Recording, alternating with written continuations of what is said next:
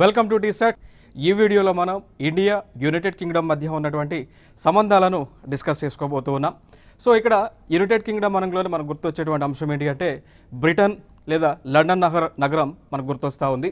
So ఇక్కడ ఈ British వాళ్ళు ఎవరైతే ఉన్నారో వీరు భారతదేశాన్ని 200 సంవత్సరాల పైగా పరిపాలించడం జరిగింది. సో ఈ టైంలో భారతదేశంలో ఉన్నటువంటి సంపదను వారు ఆ దేశానికి తీసుకెళ్లడం కూడా జరిగింది, రైట్. సో దానికి సంబంధించినటువంటి అంశాలు ఏమేమి ఉన్నాయి. సో ఇంకోటి, భారత రాజ్యాంగం ఏదైతే మనం రూపొందించున్నామో భారత రాజ్యాంగంలో బ్రిటిష్ నుంచి ఎటువంటి చట్టాలను మనం తీసుకున్నాం, ఏ ఏ అంశాలను మనం ఇక్కడ తీసుకున్నాం అనేటువంటి అంశాలన్నీ కూడా ఈ వీడియోలో మనం డిస్కస్ చేసుకోబోతూ ఉన్నాం. So right, let us start. So ముందుగా మ్యాప్ చూసినట్లయితే ఈ యొక్క బ్రిటన్ లేదంటే ఇక బ్రిటిష్ ఏరియా మ్యాప్లో చూసుకున్నట్లయితే ఈ విధంగా మనకు కనిపిస్తూ ఉంది. సో చూడండి, ఇక్కడ ఈ ప్రాంతం అంతా కూడా బ్రిటన్. సో ఇక్కడ ఇండియా ఉంటుంది, ఇక్కడ యునైటెడ్ కింగ్డమ్ ఉంటుంది. సాధారణంగా మనకు తెలిసినటువంటి అంశాలు ఏంటి అంటే యునైటెడ్ కింగ్డమ్ అంటే కేవలము బ్రిటన్ మాత్రమే అనుకుంటూ ఉన్నాం, అంటే ఇంగ్లాండ్ మాత్రమే అనుకుంటా ఉన్నాం. సో బట్ యునైటెడ్ కింగ్డమ్ అంటే దానితో పాటు ఇంకా కొన్ని ప్రాంతాలు అయితే కలిసి ఉండడం జరిగింది. అవి మనం చూసుకున్నట్లయితే స్కాట్లాండ్ అని, నార్థరన్ ఐలాండ్ అని, England, Wales. So United Kingdom అనంలోనే 4 ప్రాంతాలు మనకు గుర్తు రావాల్సి ఉంటుంది. ఒకటి ఇంగ్లాండ్ అనేటువంటి ప్రాంతం, ఇక్కడ ఉన్నటువంటి నార్థరన్ ఐర్లాండ్ అనేటువంటి ప్రాంతం, వేల్స్ అనేటువంటి ప్రాంతం, స్కాట్లాండ్ అనేటువంటి ప్రాంతం. సో ఈ ప్రాంతాలన్నీ కలిపే మనం యునైటెడ్ కింగ్డమ్గా పిలుస్తూ ఉంటాం. సో దాని తర్వాత దీని మ్యాప్ సేమ్ ఇదే మ్యాప్ మనం ఇక్కడ చూసుకున్నట్లయితే ఇదే మ్యాప్, ఈ విధంగా ఏరియాస్ అయితే ఉండడం జరిగింది. ఇంకా దాని తర్వాత మనం చూసుకున్నట్లయితే మరి బ్రిటిష్ వాళ్ళు భారతదేశానికి ఏ టైంలో వచ్చారు అన్నప్పుడు 1600 సంవత్సరంలో బ్రిటిష్ వాళ్ళు భారతదేశానికి రావడం జరిగింది. ఓకే, సో 1600లో బ్రిటిష్ వాళ్ళు భారతదేశానికి వచ్చారు. దాని తర్వాత అక్కడి నుంచి కూడా ఆ టైంలో భారతదేశంలో మొఘలులు భారతదేశాన్ని పరిపాలిస్తూ ఉన్నారు. సో ఇక్కడ ఈ బ్రిటిష్ వాళ్ళకి సంబంధించినటువంటి ఎవరైతే ఉన్నారో ఎంప్లాయీస్ ఎవరైతే ఉన్నారో వారు భారతదేశంలోకి వచ్చి ఫర్మాన్ అనేటువంటిది మొఘల్ రూలర్స్ దగ్గర నుంచి తీసుకొని అక్కడి నుంచి వ్యాపారం చేయడం మొదలుపెట్టారు. జనరల్గా బ్రిటన్ వాళ్ళు లేదంటే యునైటెడ్ కింగ్డమ్ వాళ్ళు భారతదేశానికి వారు వచ్చింది వ్యాపార నిమిత్తం భారతదేశానికి వారు రావడం జరిగింది. బట్ మరి వ్యాపారం కోసం వచ్చినటువంటి వారు భారతదేశంలో ఏం చేశారు మనందరికీ తెలుసు. మనందరం కూడా ఇండియన్ హిస్టరీ చదువుకున్నప్పుడు చూసే ఉంటాం. భారతదేశంలో ఉన్నటువంటి సంపద అంతా కూడా వారి దేశానికి తీసుకెళ్లడం జరిగింది. భారతదేశంలో ఉన్నటువంటి భారతీయులను స్లేవ్స్గా వారు చూడటం కూడా జరిగింది. సో దాని తర్వాత చూసుకున్నట్లయితే 1858 నుంచి 1947 వరకు కూడా బ్రిటిష్ వాళ్ళ పరిపాలన భారతదేశంలో సాగింది. దీనికంటే ముందు ఈస్ట్ ఇండియా కంపెనీ ఏదైతే ఉందో ఈఐసి అంటాం, ఈస్ట్ ఇండియా కంపెనీ వారు పరిపాలన చేశారు భారతదేశంలో. వీరి తర్వాత ఫస్ట్ మ్యూటనీ అనేటువంటిది, లేదు అంటే ఈ యొక్క సోల్జర్స్ సిపాయి తిరుగుబాటు ఏదైతే భారతదేశంలో జరిగిందో దాని తర్వాత 1857లో సిపాయిల తిరుగుబాటు అనేటువంటిది జరిగింది. మనం చూస్తున్నాం, మంగళపాండే అధ్యక్షతన జరిగింది. దానికి కారణాలు కూడా మనకు తెలుసు. ఈ వెపన్స్ ఏవైతే ఉన్నాయో వాటికి పంది యొక్క కొవ్వు ఏదైతే ఉందో దాన్ని ఈ వెపన్స్ యూజ్ చేసేవాళ్ళు. బట్ అది హిందూ రిలీజంలో ఆ పంది కొవ్వు లేదంటే ఫ్యాట్ అనేటువంటిది లేదంటే ఆవుకు సంబంధించినటువంటి కొవ్వు ఏదైతుందో అది పట్టుకోవడం కానీ దాన్ని టచ్ చేయడం కానీ హిందూ రిలీజన్లో అదొక అనెథికల్ థింగ్గా భావిస్తూ ఉంటాం. ఓకే, సో దానికి సంబంధించి ఇక్కడ సిపాయి మ్యూటనీ అనేటువంటిది భారతదేశంలో జరిగింది. దాని తర్వాత 1857 తర్వాత ఆ బ్రిటిష్ రాణి ఎవరైతే ఉన్నారో సో వారు కంప్లీట్గా ఇండియాను కంట్రోల్ చేయడం జరిగింది. సో అది 1858 నుంచి 1947 వరకు కూడా. సో మనందరికీ తెలుసు 1947లో ఆగస్టు 15వ తేదీన భారతదేశానికి ఈ యొక్క స్వతంత్రం అనేటువంటిది వచ్చిందనేటువంటి అంశం కూడా మనకి తెలుసు. సో దాని తర్వాత 1950లో 1950వ సంవత్సరంలో జనవరి 26వ తేదీన 1950 సంవత్సరం జనవరి 26వ తేదీన భారతదేశానికి స్వతంత్రం అనేటువంటిది, అంటే భారతదేశం రూపొందించుకున్నటువంటి ఈ యొక్క రాజ్యాంగం ఏదైతే ఉందో అది భారతదేశంలో అమలులోకి వచ్చినటువంటి రోజు. సో భారతదేశం రూపొందించుకున్నటువంటి కాన్స్టిట్యూషన్ ఈ రోజున అమల్లోకి వచ్చినటువంటి రోజు. సో ఈ రోజునే భారతదేశాన్ని రిపబ్లిక్ ఆఫ్ ఇండియాగా ఈ రోజునే భారతదేశాన్ని కంటిన్యూ చేస్తూ ఉన్నాం. సో ఈ రోజు నుంచి భారతదేశాన్ని రిపబ్లిక్ ఆఫ్ ఇండియాగా మనం పిలుస్తూ ఉన్నాం. సో దాని తర్వాత మనం చూసుకున్నట్లయితే ఇంకొక అంశం డిప్లొమాటిక్ సంబంధించినటువంటి అంశాలలో ఇండియాకి, యునైటెడ్ కింగ్డమ్కి లేదా బ్రిటన్కి, యునైటెడ్ కింగ్డమ్కి అయినా బ్రిటన్కి అయినా ఇంగ్లాండ్ అయినా all are the same. Okay, so వీళ్ళతో మనం 2004లో స్ట్రాటజిక్ పార్ట్నర్షిప్ అగ్రిమెంట్ అనేటువంటిది చేసుకున్నాం. సో 2004లో వ్యూహాత్మక భాగస్వామ్య ఒప్పందాన్ని మనం చేసుకోవడం జరిగింది. దాని తర్వాత 2010లో మనం ఏం చేసాము అంటే, ఏదైతే గతంలో 2004లో స్ట్రాటజిక్ పార్ట్నర్షిప్ అగ్రిమెంట్ అనేటువంటిది మనం చేసుకున్నామో దాన్ని అప్గ్రేడ్ చేసాం. దాన్ని అంటాము enhanced partnership for the future అని. సో ఏం లేదు, గతంలో స్ట్రాటజిక్ పార్ట్నర్షిప్ ఉండేది, దాన్ని అప్గ్రేడ్ చేసాం. ఇంకా ఎక్కువ వెసులుబాటు ఇచ్చాము, ఎక్కువ బిజినెస్ అనేటువంటిది చేస్తూ ఉన్నాం. వాళ్ళు అంటే ఆ దేశం వాళ్ళు భారతదేశంలో పెట్టుబడులు పెట్టడానికి ఎక్కువ మార్కెట్ని మనం ఓపెన్ చేయడం జరిగింది. ఇవన్నీ కూడా మనం చేసినటువంటి కార్యక్రమాలు. ఇంకా దాని తర్వాత నెక్స్ట్ జరిగినటువంటి పరిణామాలు చూసుకుంటే, పొలిటికల్ పాయింట్ ఆఫ్ వ్యూలో రాజకీయంగా మనం మాట్లాడాల్సి వస్తే భారతదేశం ఇక్కడ ఇంగ్లాండ్ వాళ్ళు చేసినటువంటి ఆ దేశంలో ఉన్నటువంటి పొలిటికల్ సిస్టమ్ అనేటువంటిది భారతదేశం పైన ఇన్ఫ్లుయెన్స్ చేసింది.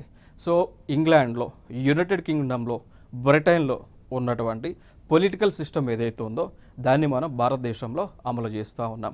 ఫర్ ఎగ్జాంపుల్గా తీసుకుంటే, భారతదేశంలో ఉన్నటువంటి వ్యవస్థ పార్లమెంటరీ వ్యవస్థ అండి. భారతదేశంలో ఉన్నటువంటి వ్యవస్థ పార్లమెంటరీ వ్యవస్థ, లేదు అంటే పార్లమెంటరీ సిస్టమ్ అంటాం. సో ఇది బ్రిటిష్ వాళ్ళకి చెందినటువంటిది. సో అదే వ్యవస్థని మనం భారతదేశంలో అమలు చేస్తూ ఉన్నాం. ఇప్పుడు for example United States of America తీసుకున్నారనుకోండి, ఒక పక్క యుఎస్ఏలో ఉన్నటువంటి వ్యవస్థ ప్రెసిడెన్షియల్ సిస్టమ్ అండి. యునైటెడ్ స్టేట్స్ ఆఫ్ అమెరికాలో ఉన్నటువంటి వ్యవస్థ presidential system. So presidential system. బ్రిటన్లో ఉన్నటువంటి వ్యవస్థ పార్లమెంటరీ టైప్ ఆఫ్ సిస్టమ్ అండి. ఇండియాలో ఉన్నటువంటి వ్యవస్థ కూడా సిస్టమ్ కూడా పార్లమెంటరీ సిస్టమే, బట్ చిన్న డిఫరెన్స్ ఉంది. బ్రిటన్ దేశంలో ఆ దేశం మీద పూర్తి కంట్రోల్ అంతా కూడా క్రౌన్ కంట్రోల్లో ఉంటుంది. క్రౌన్ అంటే కింగ్ ఫ్యామిలీ. సో క్రౌన్ అంటే క్రౌన్, లేదంటే ప్రిన్సెస్ అంటే ప్రిన్సెస్, లేదంటే కింగ్ అంటే కింగ్. ఓకే, సో వాళ్ళ పరిధిలో ఉంటుంది కంప్లీట్గా. ఓకేనా. ప్రైమ్ మినిస్టర్ అనేటువంటి వారు నామినల్ అక్కడ. బట్ ఇండియాలో పరంగా చూసుకున్నట్లయితే, ఇండియాలో పార్లమెంటరీ సిస్టమ్ ఉన్నప్పటికీ కూడా పూర్తి కంట్రోల్ అంతా కూడా ప్రైమ్ మినిస్టర్ చేతిలో ఉంటుంది. సో ఇక్కడ ప్రైమ్ మినిస్టర్ చేతిలోకి ఉంటుంది. ప్రెసిడెంట్ ఏమో ఒక నామినల్ హెడ్గా మనం చూస్తూ ఉంటాం. ప్రెసిడెంట్ అనేటువంటి వారు నామినల్ హెడ్ ఇక్కడ ఇండియాలో. ప్రైమ్ మినిస్టర్ అనేటువంటి వారు రియల్ హెడ్. బ్రిటన్లో పార్లమెంటరీ సిస్టమ్ ఉన్నప్పటికీ కూడా రియల్ హెడ్ ఏమో క్రౌను, నామినల్ హెడ్ ఏమో ప్రైమ్ మినిస్టర్ అనమాట. సో రెండింటి మధ్య ఉన్నటువంటి వ్యత్యాసం. ఇంకా దాని తర్వాత మనం ఇదే బ్రిటన్ నుంచి క్యాబినెట్ సిస్టమ్ని మనం తీసుకున్నాం. దాని తర్వాత బైకామరలిజం అనేటువంటిది, అంటే రెండు సభలు ఉండటం. For example Lok Sabha, Rajya Sabha, assembly, council. Okay, so సెంట్రల్లో లోక్సభ, రాజ్యసభ, స్టేట్లో అసెంబ్లీ, కౌన్సిల్. సో దీన్ని బైకామరలిజం అంటాం. సో దీన్ని కూడా మనం బ్రిటిష్ నుంచే తీసుకున్నాం. ఇక దాని తర్వాత సిటిజన్షిప్ అంటాం. సిటిజన్షిప్. సో దీనిలో ప్రాసెస్ ఉంటాయి. సిటిజన్షిప్ అనేటువంటిది ఇవ్వటంలోనూ తీసుకోవడంలోనూ కొన్ని టైప్ ప్రాసెస్ ఉంటాయి. ఇవి కూడా మనం బ్రిటన్ నుంచే తీసుకున్నాం. దాని తర్వాత రూల్ ఆఫ్ లా అనేటువంటిది, చట్టము ముందు అందరూ సమానులే, చట్టానికి ఎవరు అతిథులు కాదు, చట్టం ముందు ఎవరు ఎక్కువ కాదు, ఎవరు తక్కువ కాదు. ఇవన్నీ కూడా మనం బ్రిటిష్ నుంచి మనం తీసుకున్నాం. కోర్స్ బ్రిటిష్లో ఉన్నటువంటి బ్రిటన్లో ఉన్నటువంటి ఆ కాన్స్టిట్యూషన్ని మ్యాగ్నా కార్టా అంటాం. ఇంకొక అంశం ఏంటి అంటే, ఆ బ్రిటన్లో ఉన్నటువంటి దాన్ని మ్యాగ్నా కార్టా అంటాం. వాళ్ళ కాన్స్టిట్యూషన్ బ్రిటన్లో. మన ఇండియాలో ఉన్నది ఇండియన్ కాన్స్టిట్యూషన్. నెక్స్ట్ అంశం, ఇంకా అవి కాకుండా బ్రిటన్ నుంచి మనం తీసుకున్నది గవర్నమెంట్ ఆఫ్ ఇండియా యాక్ట్ 1958లో చేసినటువంటిది. దాని తర్వాత ఇండియన్ కౌన్సిల్స్ యాక్ట్ 1861లో చేస్తున్నారు, 1892లో చేస్తున్నారు, అండ్ 1909లో చేస్తున్నారు. ఇవన్నీ కూడా మనం బ్రిటన్ నుంచే తీసుకున్నాం. దాని తర్వాత గవర్నమెంట్ ఆఫ్ ఇండియా యాక్ట్స్లోనే 1919, 1935 ఓకే, సో దీనిలోనే 1935 ఇవి కూడా మనం బ్రిటన్ నుంచే తీసుకోవడం జరిగింది. ఇక దాని తర్వాత ఇంకొక అంశం ఏంటి అంటే ఇక్కడ గుర్తుపెట్టుకోవాల్సినటువంటి అంశాలు ఏంటి అంటే గవర్నమెంట్ ఆఫ్ ఇండియా 1935లో చేసినటువంటి చట్టం ఏదైతే ఉందో ఇది భారత రాజ్యాంగం పైన చాలా ప్రభావం చూపించింది. భారత రాజ్యాంగంలో ఉన్నటువంటి మ్యాక్సిమం ఆర్టికల్స్ ఇవన్నీ కూడా ఈ గవర్నమెంట్ ఆఫ్ ఇండియా 1935 నుంచే తీసుకున్నారు. సో మెయిన్ సోర్స్ ఇండియన్ కాన్స్టిట్యూషన్కి గవర్నమెంట్ ఆఫ్ ఇండియా యాక్ట్ 1935. ఓకేనా, సో దీన్ని ఒక మినీ కాన్స్టిట్యూషన్గా కూడా మనం పిలవచ్చు. నెక్స్ట్ అంశం ఇంకొక చట్టం Indian independence act 1947. Indian independence act 1947 కూడా మనం అసలు దీన్ని ఫ్రేమ్ చేసిందే బ్రిటిష్ వాళ్ళు అన్నట్టు. ఓకే, సో ఈ చట్టం ద్వారానే ఇండియా పాకిస్తాన్ అనేటువంటి రెండు దేశాలు రిలీజియన్ పాయింట్ ఆఫ్ వ్యూలో విడిపోవటం జరిగింది, రెండు దేశాలుగా ఏర్పడ్డాయి. దాని తర్వాత ఇంకొక అంశం మనం మాట్లాడుకోవాల్సి వస్తే ఇక్కడ బ్రిటన్ అనేటువంటి దేశం ఏదైతే ఉందో వీరు భారతదేశానికి యుఎన్ఎస్సిలో మెంబర్షిప్ రావడానికి కోసం సపోర్ట్ చేశారు. యునైటెడ్ నేషన్స్ సెక్యూరిటీ కౌన్సిల్ అనేటువంటి ఒక ఆర్గనైజేషన్ ఏదైతే ఐక్యరాజ్య సమితిలో వన్ ఆఫ్ ది ఆర్గన్గా ఉందో సో దానిలో మెంబర్షిప్ కోసం ఇండియా ట్రై చేస్తూ ఉంటే దానికి సపోర్ట్గా ఇక్కడ బ్రిటన్ వాళ్ళు ముందుకు వచ్చారు. దాంతోపాటు ఎన్ఎస్జీలో కూడా ఎన్ఎస్జీ అంటే న్యూక్లియర్ సప్లయర్స్ గ్రూప్ అండి. ఎన్ఎస్జీ అనేటువంటిది న్యూక్లియర్ సప్లయర్ గ్రూప్ అనమాట. సో ఈ గ్రూప్ అనేటువంటిది ఎందుకు ఏర్పడింది అంటే ఏ దేశాలు అయితే న్యూక్లియర్ మెటల్స్ని న్యూక్లియర్ మినరల్స్ కలిగి ఉన్నాయో, ఏ దేశాలు అయితే న్యూక్లియర్ టెక్నాలజీ కలిగి ఉన్నాయో ఆ దేశాలన్నీ కూడా గ్రూప్గా ఏర్పడినాయి. సో దీనిలో మెంబర్షిప్ కోసం ఇండియా ట్రై చేస్తే ఇక్కడ బ్రిటన్ వాళ్ళు సపోర్ట్ చేస్తూ ఉన్నారు. సో ఇదొక ఇంపార్టెంట్ అంశం ఇక్కడ.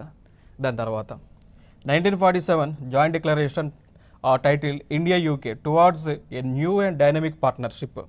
సో 1947లో ఇండియా యూకే రెండు దేశాలు కూడా ఒక పార్ట్నర్షిప్ అగ్రిమెంట్ చేసుకున్నాయి. దాన్ని India UK towards a new and dynamic partnership అంటాం. 2004లో మళ్ళీ స్ట్రాటజిక్ పార్ట్నర్షిప్ చేసుకున్నాయి. 2010లో ఎన్హాన్స్డ్ పార్ట్నర్షిప్ అగ్రిమెంట్ చేసుకున్నారు. 2021లో కాంప్రహెన్సివ్ స్ట్రాటజిక్ పార్ట్నర్షిప్ని అయితే చేసుకున్నారు. సో 2004లో జనరల్ స్ట్రాటజిక్ పార్ట్నర్షిప్, 2010లో ఎన్హాన్స్డ్ పార్ట్నర్షిప్, 2021లో కాంప్రహెన్సివ్ పార్ట్నర్షిప్.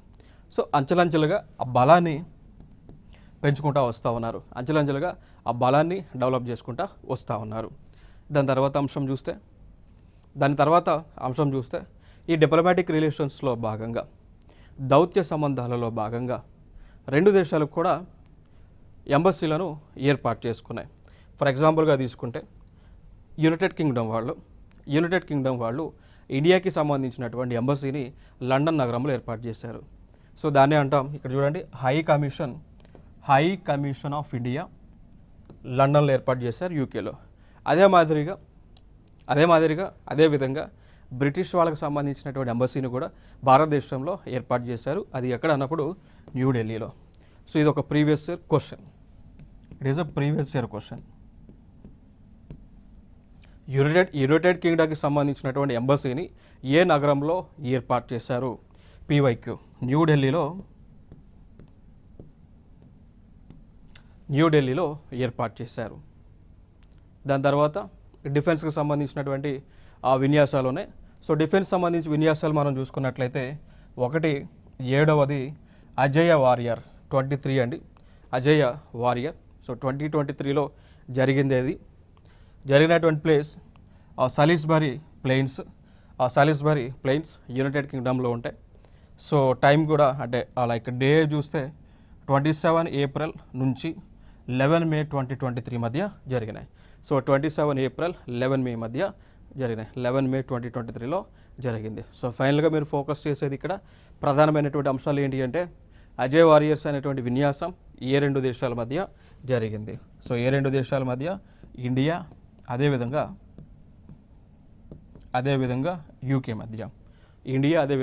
యూకే మధ్య. ఓకేనా? సో జరిగినటువంటి ప్లేస్ కూడా మీరు చూసుకున్నట్లయితే సాలిస్బరీ ప్లెయిన్స్ యునైటెడ్ కింగ్డమ్లో జరిగింది 2023కి సంబంధించి. దాని తర్వాత ఇండియా యూకే మళ్ళీ కలిసి ఒక బైలేటరల్ నేవల్ ఎక్సర్సైజ్ని దాన్ని మ్యారిటైమ్ ఎక్సర్సైజ్ అంటాం. సో దీన్ని కొంకన్, ఓకే, సో దాని పేరు కొంకన్. సో కొంకన్ దాన్ని నిర్వహించే. సో దీనిలో పాల్గొన్నటువంటి చూసుకుంటే ఇండియన్ నేవీ, అదేవిధంగా యూకే రాయల్ నేవీ. దాంట్లో మనం చూసుకున్నట్లయితే ఇండియన్ నేవీ అదేవిధంగా యూకేకి సంబంధించినటువంటి రాయల్ నేవీ పాల్గొనడం జరిగింది. ఇది జరిగినటువంటి ప్లేస్ ఎక్కడంటే గోవా దగ్గర. సో గోవా దగ్గర కొంకన్ కోస్ట్ ఉంటుంది. గోవా దగ్గర కొంకన్ కోస్ట్ ఉంటుంది. ఆ కోస్ట్ దగ్గర ఈ యొక్క విన్యాసాలు కొంకన్ ఎక్సైజ్ అనేటువంటి విన్యాసాలు జరిగినాయి. ఓకే, ఈ 2023లో జరిగినాయి, మార్చి 20 నుంచి 22 మధ్య. ఇంకా 24లో జరగాల్సి ఉంది కానీ బట్ అది ఇంకా డేట్ అయితే ఇంకా అనౌన్స్ చేయలేదు. మోస్ట్ ప్రాబబ్లీ 25 కైనా జరగవచ్చు. నెక్స్ట్ ఇంకొక అంశం చూస్తే ఇక్కడ ఎక్సైజ్ కొంకన్ 2023 దాని యొక్క ఫొటోస్ మీరు చూడవచ్చు. కొంకన్ ఎక్సైజ్ కొంకన్ 2023. నెక్స్ట్ ఇంకొక ఎక్సైజ్ చూసుకుంటే ఇంద్రధనుష్ అండి. సో ఇంద్రధనుష్ అనేటువంటి ఎక్సైజ్ ఇంద్రధనుష్. సో ఇది ఫిఫ్త్ వర్షన్ జరిగింది 2020లో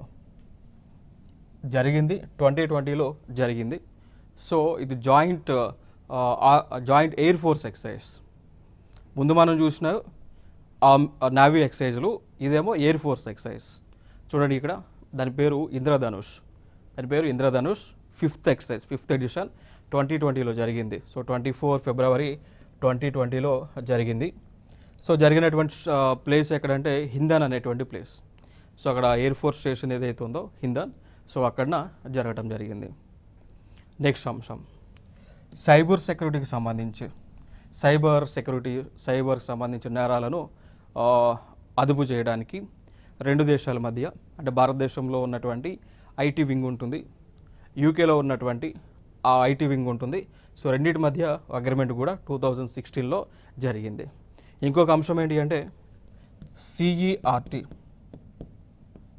సో సిఈఆర్టీ కంప్యూటర్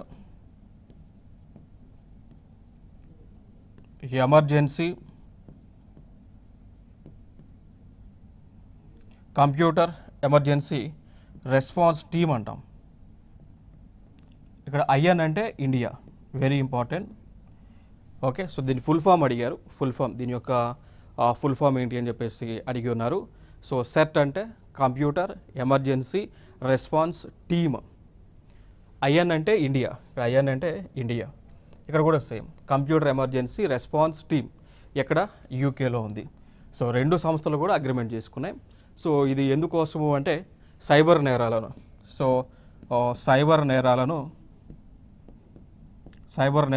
అరికట్టడం అనమాట. సో లైక్ మనందరూ తెలుసు సైబర్ నేరాలు అంటే ఒకటి హ్యాక్ చేయటం, బ్యాంక్ అకౌంట్లను లేదంటే ఫోన్లను హ్యాక్ చేయటం, మన యొక్క ప్రైవసీకి భంగం కలిగేలాగా మన ఫొటోస్ ఏవైతే ఉన్నాయో అవి క్లౌడ్ స్టోరేజ్ నుంచి తీసుకోవడం, సో మార్ఫింగ్ చేయటం, బ్లాక్మెయిల్ చేయటం, ఓకేనా. సో పర్సన్ యొక్క వేరియబోట్స్ అని కూడా తెలుసుకోవడం, ఇవన్నీ కూడా సైబర్ నేరాల కింద వస్తాయి. సో దీన్ని అదుపు చేయడానికి రెండు దేశాలు కూడా భాగస్వామ్యంగా అవటం జరిగింది. దాని తర్వాత ఎకనామిక్ పాయింట్ ఆఫ్ వ్యూలో చూసుకుంటే, ఆర్థిక పరంగా చూసుకుంటే రెండు దేశాలు కలిసి ఒక కమిటీని ఏర్పాటు చేస్తాయి. దాని పేరే joint committee and trade committee JETCO 2005లో ఏర్పాటు చేయడం జరిగింది. దాని తర్వాత ఇండియా యూకే సో ఈ రెండు దేశాలు కలిసి ఒక ఫ్రీ ట్రేడ్ అగ్రిమెంట్ను కూడా చేసుకున్నాయి. సో ఫ్రీ ట్రేడ్ అగ్రిమెంట్ అంటాం, ఎఫ్టీఏ ఫ్రీ ట్రేడ్ అగ్రిమెంట్ అండి, క్లియర్ కదా. సో ఈ ఫ్రీ ట్రేడ్ అగ్రిమెంట్ అనేటువంటిది దేనికి సంబంధించింది అంటే ఈ రెండు దేశాల మధ్య వస్తువులను ఎగుమతి చేసేటప్పుడు దిగుమతి చేసేటప్పుడు ఎటువంటి అడ్డంకులు లేకుండా ఉండే విధంగా, దాంతోపాటు ఎటువంటి ఎడిషనల్ ట్యాక్సెస్ అనేటువంటివి అదనపు ఛార్జీలు లేకుండా వేయటం. సో ఫ్రీ ట్రేడ్ అగ్రిమెంట్స్ ఎందుకు జరుగుతాయంటే టు అవాయిడ్ అడిషనల్ ట్యాక్సెస్, ఓకేనా. దాంతోపాటు ఆ దేశానికి సంబంధించినటువంటి వస్తువులు ఏవైనా ఈ దేశానికి వచ్చినప్పుడు వెంటనే వాటిని ఇంపోర్ట్ చేసుకోవటం, లేదంటే ఎగుమతి చేసుకోవటం, దానికి సంబంధించిన అమౌంట్ వెంటనే పే చేయటం, ఇవన్నీ కూడా ప్రాసెస్. సో లైక్ ఇప్పుడు కస్టమ్స్ దగ్గర క్లియరెన్స్ ఇస్తారు అన్నట్టు. ఇప్పుడు ఏ కంట్రీకైనా ఫ్రీ ట్రేడ్ అగ్రిమెంట్ అనేటువంటిది చేసుకుంటే ఒక కంట్రీ ఇంకో కంట్రీతో ఫ్రీ ట్రేడ్ అగ్రిమెంట్ చేసుకుంటే ఆ చేసుకున్నటువంటి కంట్రీ నుంచి ఏదైనా వస్తువులు కనుక ఈ దేశానికి వస్తే అప్పుడు కస్టమ్స్ క్లియరెన్స్ అనేటువంటిది ఈజీగా వెంటనే ఇస్తారు. దానికి సంబంధించినటువంటి అమౌంట్ పే చేసేది కూడా వెంటనే క్లియర్ అయిపోతూ ఉంటుంది. సో అవి బెనిఫిట్స్ అండి. ఓకే, నెక్స్ట్ అంశం. దాని తర్వాత కొన్ని అంశాలు, key exports from UK to India. So United Kingdom నుంచి, యూకే నుంచి ప్రధానంగా మనం కొనేటువంటి వస్తువులను చూసుకుంటే ఒకటి మెటల్స్ కానీ, స్క్రాప్ ఐటమ్స్ కానీ, మెకానికల్ మెషినరీ కానీ, నాన్ ఫెరస్ మెటల్స్ అంటే ఐరన్ కాకుండా ఉండేటువంటివి అవన్నీ కూడా ఇంపోర్ట్ చేస్తూ ఉన్నాం. దాని తర్వాత ట్రావెల్కి సంబంధించి టూరిజం కూడా ఆ దేశం నుంచి ఈ దేశానికి టూరిజం జరుగుతూ ఉంది. మరి ఇండియా నుంచి ఆ దేశానికి యునైటెడ్ కింగ్డమ్కి ఎక్కువగా మనం ఎక్స్పోర్ట్ చేసేటువంటి అంశాలు కూడా మిషనరీస్ ఉన్నాయి. మిషనరీస్ తర్వాత క్లాతింగ్, సో బట్టలను ఎక్స్పోర్ట్ చేస్తూ ఉన్నాం. ఈ బట్టలు ఎక్స్పోర్ట్ చేసేటువంటి కార్యక్రమం ఏదైతే ఉందో ఇది బ్రిటిష్ వాళ్ళు భారతదేశాన్ని పరిపాలించిన దగ్గర నుంచి కూడా బ్రిటిష్ వాళ్ళు భారతదేశాన్ని పరిపాలించినప్పటి నుంచి కూడా ఈ యొక్క బట్టలు అనేటువంటి మనం యూకేకి ఎక్స్పోర్ట్ చేస్తూ ఉన్నాం. ఇప్పుడు ఫర్ ఎగ్జాంపుల్ తీసుకుంటే మనకి గుజరాత్లో, వెస్ట్ బెంగాల్లో, మహారాష్ట్రలో, సూరత్ దగ్గర ఆ ప్రాంతాల్లో బట్టలను తయారు చేసేటువంటి మిల్లులు బ్రిటిష్ వాళ్ళే పెట్టారు. బట్టలు తయారు చేసేటువంటి మిల్లులన్నీ కూడా బ్రిటిష్ వాళ్ళే పెట్టడం జరిగింది. సో ఆ బట్టలు అప్పుడు తీసుకెళ్ళి ఎక్స్పోర్ట్ చేసేవాళ్ళం, ఇప్పుడు కూడా అదే ప్రాసెస్ కూడా జరుగుతూ ఉంది. దాని తర్వాత రిఫైండ్ ఆయిల్ ఎక్స్పోర్ట్ చేస్తున్నాం. దాని తర్వాత ఇంకా బిజినెస్ సంబంధించిన సర్వీసెస్ కానీ, సాఫ్ట్వేర్ సంబంధించినటువంటి సర్వీసెస్ కానీ ఇవన్నీ కూడా మనం ఆ దేశానికి ఎక్స్పోర్ట్ చేస్తూ ఉన్నాం. ఇంకొక అంశం మనం గుర్తుపెట్టుకోవాల్సినటువంటి అంశం ఏంటి అంటే ఇక్కడ వరల్డ్ వైడ్గా జీడిపి ర్యాంకింగ్స్ ఉంటాయి. వరల్డ్ వైడ్గా జీడిపి. సో గతంలో ఈ వరల్డ్ వైడ్ జీడిపి దేశ స్థూల ఆదాయాలు ఏవైతే ఉంటాయో ఆ జీడిపి ర్యాంకింగ్స్లో టాప్ ప్లేస్లో యుఎస్ఏ ఉంది. సెకండ్ ప్లేస్లో చైనా ఉంది. ఓకేనా. సో ఫస్ట్ ప్లేస్లో యుఎస్ఏ ఉంది, సెకండ్ ప్లేస్లో చైనా ఉంది. దాని తర్వాత జర్మనీ, జపాన్, ఇండియా ఉంది. సో ఇండియా, దాని తర్వాత యునైటెడ్ కింగ్డమ్ ఉంది. ఓకేనా. So USA, China, Germany, Japan, India, UK. So గతంలో అండ్ ఇప్పుడు కాదు 2024, 22 ఆ ప్రాంతాల్లో యూకే 5th ప్లేస్లో ఉండేది. ఓకేనా. సో 24, 20 ఆ టైంలో యూకే 5th ప్లేస్లో ఉండేది, ఇండియా 6th ప్లేస్లో ఉండేది. సో మన జీడిపి మనం పెంచుకొని మనము 5th ప్లేస్లోకి వచ్చాము, యూకే 6th ప్లేస్లోకి వచ్చింది. ఓకేనా. సో ఇక్కడ చూసుకుంటే ఇది యూకే 5th ప్లేస్లోకి, సో అంటే ఇక్కడ 5th ప్లేస్లో ఉన్నటువంటి యూకే 6thలోకి వచ్చింది, 6thలో ఉన్నటువంటి ఇండియా 5th ప్లేస్లోకి వచ్చింది. సో ఎకానమీ పరంగా మనం యూకేని అయితే ఓవర్ రైడ్ చేయడం జరిగింది. సో ఇదే అంశాన్ని ఇక్కడ స్పష్టం చేస్తూ ఉన్నారు. ఇక్కడ చూడవచ్చు UK 6th largest economy, Indian ఏమో 5th largest economy. So world వైడ్గా టాప్లో ఉన్నటువంటి దేశం ఏది అంటే United States of America, second ప్లేస్లో చైనా అనేటువంటిది ఉంది. క్లియర్. నెక్స్ట్ అంశం, హెల్త్ పరంగా చూసుకున్నట్లయితే ఆరోగ్యానికి సంబంధించి ఆరోగ్యపరంగా మనం చూసుకున్నట్లయితే ఇక్కడ partnership between Oxford university, AstraZeneca and serum institute of India. So ఈ 3 సంస్థల మధ్య, 3 కంపెనీస్ మధ్య ఒప్పందం జరిగింది. ఆ ఒప్పందం దేనికి సంబంధించింది అంటే ఈ కరోనాకు సంబంధించినటువంటి వ్యాక్సిన్ ఏదైతే ఉందో, సో కోవిడ్ వ్యాక్సిన్ ఏదైతే ఉందో దాన్ని ఉత్పత్తి చేసేదానికి. ఓకే. సో ఇది ఒక అంశం. ఇక్కడ మనం గుర్తుపెట్టుకోవాల్సినటువంటి అంశాలు ఏంటి అంటే ఆక్స్ఫోర్డ్ యూనివర్సిటీ, ఆస్ట్రాజెనికా యూకే వాళ్ళే. సో ఈ రెండింటితో ఇండియాకి చెందినటువంటి serum institute of India, so SII అంటాం, సీరమ్ ఇన్స్టిట్యూట్ ఆఫ్ ఇండియా, వీరు అగ్రిమెంట్ చేసుకున్నారు. ఓకే. సో ఇది ఇండియన్ కంపెనీ, ఇది సీరమ్ అనేటువంటిది. సో సీరమ్ అనేటువంటిది పూణేలో ఉంటుంది, పూణే, సో మహారాష్ట్రలో ఉంటుంది. సో ఈ కంపెనీ వారితో అగ్రిమెంట్స్ అయితే చేసుకున్నారు. ఇది హెల్త్ పరంగా మనం డిస్కస్ చేసేటువంటి అంశాలు. ఇక దాని తర్వాత working on pandemic preparedness, anti microbial resistance అనమాట. సో ఇక్కడ మనం చూసుకుంటే కరోనా వచ్చిన తర్వాత 2 దేశాలు, అదేవిధంగా ఈ దేశాల్లో ఉన్నటువంటి కంపెనీలన్నీ కూడా ఈ కరోనా అనేటువంటి దాన్ని నిర్మూలించడానికి, దానికి సంబంధించినటువంటి వ్యాక్సిన్స్ అన్నీ కూడా తయారు చేయడానికి, ఇవన్నీ కూడా కలిసికట్టుగా ఉండి వ్యాక్సిన్స్ అనేటువంటివి తయారు చేస్తూ ఉన్నారు. ఇది ఒక అంశంగా మనం చెప్పుకోవచ్చు. దాని తర్వాత ఇండియన్ గవర్నమెంట్ ఆయుర్ యోగా అనేటువంటి ఒక ప్రోగ్రామ్ని, ఇండియన్ గవర్నమెంట్ ఆయుర్ యోగా అనేటువంటి ఒక ప్రోగ్రామ్ని యునైటెడ్ కింగ్డమ్లో లాంచ్ చేసింది. ఆయుర్ యోగా అనేటువంటి ఒక ప్రోగ్రామ్ని ఇండియన్ గవర్నమెంట్ యునైటెడ్ కింగ్డమ్లో 2020లో లాంచ్ చేసింది. సో ఇక్కడ ఈ ఆయుర్ యోగా అనేటువంటి ప్రోగ్రామ్ దీనిలో 2 types ఆఫ్ మెడిసినల్ ఉంటాయి.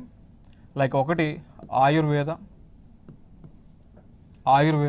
అదేవిధంగా యోగా అండి. సో ఆయుర్వేద అనేటువంటి మెడిసిన్ సంబంధించినటువంటి సైన్స్ ఏదైతే ఉందో ఇది ఆ దేశంలో ఇంట్రడ్యూస్ చేశారు. అదేవిధంగా యోగా అనేటువంటిది కూడా ఆ దేశంలో ఇంట్రడ్యూస్ చేశారు. ఈ రెండు కూడా మన భారతదేశానికి చెందినటువంటి సంపద. నెక్స్ట్ అంశం చూస్తే ఇదే అండి. సో ఆ దేశంలో యునైటెడ్ కింగ్డమ్లో యోగాని నేర్పిస్తూ ఉన్నారు. ఆయుర్వేదిక్ మెడిసిన్ ఏదైతే ఉందో దానికి సంబంధించిందంతా కూడా ఫార్ములాస్ అన్నీ కూడా వారికి తెలియజేస్తూ ఉన్నారు. సో ఇది ఒక ఫోటో కూడా మీరు చూడొచ్చు. నెక్స్ట్ కల్చర్ పరంగా మనం చూసుకున్నట్లయితే ద నెహ్రూ సెంటర్ అండి. ద నెహ్రూ సెంటర్ని లండన్ నగరంలో నెహ్రూ సెంటర్ని ఏర్పాటు చేయడం జరిగింది. సో దానికి సంబంధించినటువంటి MOU కూడా 2010లో జరిగింది. So MOU memorandum of understanding culture కోఆపరేషన్లో భాగంగా 2010లో జరిగింది. సో దాని పర్యవసనంగా అంటే 2010లో జరిగింది. దాంతోపాటు ఇక్కడ లండన్ నగరంలోనే ద నెహ్రూ సెంటర్ అనేటువంటి దాన్ని 1992లో ఏర్పాటు చేయడం జరిగింది ఇండియన్ గవర్నమెంట్. నెక్స్ట్ అంశం ఇంకొక మెయిన్ ఇక్కడ ఇంపార్టెంట్ థింగ్ ఏంటి అంటే ఇదొక ప్రీవియస్ ఇయర్ క్వశ్చన్. ఆ క్వశ్చన్ ఏంటి అంటే యంగ్ ప్రొఫెషనల్ స్కీమ్ అనేటువంటిది ఏ 2 దేశాలు కలిసి ప్రారంభించాయి? సో యంగ్ ప్రొఫెషనల్ స్కీమ్ అనేటువంటిది ఏ 2 దేశాలు కలిసి ప్రారంభించాయి అనేటువంటిది ఇది ఒక ప్రీవియస్ ఇయర్ క్వశ్చన్ అండి. సో ఏ 2 దేశాలు? UK and India. So UK and India కలిసి ఈ యొక్క యంగ్ ప్రొఫెషనల్ స్కీమ్ అనేటువంటి దాన్ని లాంచ్ చేశారు. సో దీని యొక్క ముఖ్య ఉద్దేశం ఏంటి అంటే ఎవరైతే భారతదేశానికి చెందినటువంటి ప్రొఫెషనల్స్ ఉంటారో వారు యొక్క ఏజ్ అనేటువంటిది వయసు అనేటువంటిది 18 నుంచి 30 సంవత్సరాల లోపు ఉంటే వారు యూకేకి వెళ్ళొచ్చండి. సో యూకేకి వెళ్ళి వాళ్ళు అక్కడ అంటే నివాసం ఉంటూ వర్క్ చేసుకోవచ్చు, జాబ్ చేసుకోవచ్చు. అట్లా ఎంతమందికి ఆపర్చునిటీ ఇస్తున్నారు అంటే 3000 మెంబర్స్కి. ఓకేనా? సో 3000 మెంబర్స్కి ఆపర్చునిటీ అనేటువంటిది యూకే వారికి కల్పించడం జరిగింది. So India becomes the first visa national country to benefit from such a scheme అండి. ఓకేనా? సో ఇది మన ఇండియాతో ఒక దేశం ఏదైనా ఫారెన్ కంట్రీ చేసి ఇట్లాంటి ప్రోగ్రామ్ చేసింది అంటే ఇది ఫస్ట్ టైం అన్నట్టు. సో ఇండియా యూకేతో ఈ విధంగా ప్రోగ్రామ్ చేయడం ఇది ఫస్ట్ టైం. స్కీమ్ పేరే young professional scheme. Okay. So UK and India మధ్య యంగ్ ప్రొఫెషనల్ స్కీమ్ అనేటువంటిది ఇంప్లిమెంట్ చేస్తూ ఉన్నారు. భారతదేశానికి చెందినటువంటి 3000 మంది పైగా ప్రొఫెషనల్స్ అనేటువంటి వారు ఇండియా నుంచి, సో భారతదేశం నుంచి యూకేకి వెళ్ళొచ్చు. సో అక్కడ వాళ్ళు స్టే చేయవచ్చు, జాబ్ చేసుకోవచ్చు. ఇది ఇంపార్టెంట్ అంశం ఇక్కడ. నెక్స్ట్ అంశం మనం చూసుకున్నట్లయితే ఇంకొక అంశం బ్రెగ్జిట్ గురించి మనం మాట్లాడుకోవాలి. So Brexit okay. So Brexit అనేటువంటిది న్యూస్లో ఉంది. ఈ అంశం ఏంటి అంటే బ్రిటన్ అనేటువంటిది గతంలో యూరోపియన్ యూనియన్లో మెంబర్గా ఉండేది. సో ఆ యూరోపియన్ యూనియన్లో మెంబర్గా ఉన్నటువంటి బ్రిటన్ అనేటువంటి దేశం దాని నుంచి ఎగ్జిట్ అవుతుంది. సో ఆ ఎగ్జిట్ అయ్యే ప్రాసెస్సే బ్రెగ్జిట్ అంటాం. సో పేరులో ఉన్నది BR అంటే బ్రిటన్, EXIT అంటే బయటకు వచ్చేయటం. దేని నుంచి? యూరోపియన్ యూనియన్ నుంచి వచ్చేయటం. సో దీనికి సంబంధించి ఆ దేశంలో ప్రజల దగ్గర నుంచి ప్రభుత్వం రెఫరెండం అనేటువంటిది తీసుకుంది. సో రెఫరెండం తీసుకున్న తర్వాత అక్కడ ఉన్నటువంటి ప్రజలందరూ కూడా యూరోపియన్ యూనియన్ నుంచి బయటకు వచ్చేయండి అని చెప్పేసి వాళ్ళు ఓటింగ్ ఇచ్చారు. ఓటింగ్ ఇచ్చిన తర్వాత బ్రిటన్ ఏదైతే యూరోపియన్ యూనియన్లో ఉందో సో వాళ్ళు ఎగ్జిట్ అయ్యి బయటకు వచ్చారు. సో ఇది బ్రిటన్ కాన్సెప్ట్. సో ఇదే ఇక్కడ బ్రిటన్ కాన్సెప్ట్. ఇక దాని తర్వాత చూసుకుంటే దానికి సంబంధించినటువంటి ఓటింగ్ అండి. బ్రిటన్లో జరిగినటువంటి బ్రెగ్జిట్ సంబంధించి రెఫరెండం. సో రెఫరెండం అంటే ప్రజల దగ్గర నుంచి తీసుకున్నటువంటి ఒపీనియన్. సో దీనిలో 51.9% పబ్లిక్ యూరోపియన్ యూనియన్ నుంచి బ్రిటన్ ఎగ్జిట్ అవ్వమని వాళ్ళు ఓటింగ్ చేశారు. 48.2% ఏమో దానిలోనే ఉండమని వీళ్ళు సపోర్ట్ చేయటం జరిగింది. ఓకే. సో చూడవచ్చు దానికి సంబంధించినటువంటి క్వశ్చన్ కూడా ఉంది. ఇది ఫైనల్ క్వశ్చన్. సో బ్రెగ్జిట్ అనే పదం కింది వాటిలో దేనికి సంబంధించింది? ఇది ఒక ప్రీవియస్ ఇయర్ క్వశ్చన్. సో దేనికి సంబంధించింది ఆన్సర్ మీరే కామెంట్ బాక్స్లో ఆన్సర్ ఇవ్వండి. ఇక్కడ ఆప్షన్స్ చూసుకుంటే బ్రిటన్కు అక్రమ వలసలు, ఐరోపా సంఘము, Rio Olympics and for information technology. So answer ఇవ్వండి ఇక్కడ, రైట్. సో ఇది ఇండియా అండ్ బ్రిటన్కి సంబంధించినటువంటి లేదా ఇండియా యూకేకి సంబంధించినటువంటి ఇన్ఫర్మేషన్. సో నెక్స్ట్ వీడియోలో మరికొన్ని అంశాలతో మీ ముందుకు రావడం జరుగుతుంది. Thank you so much.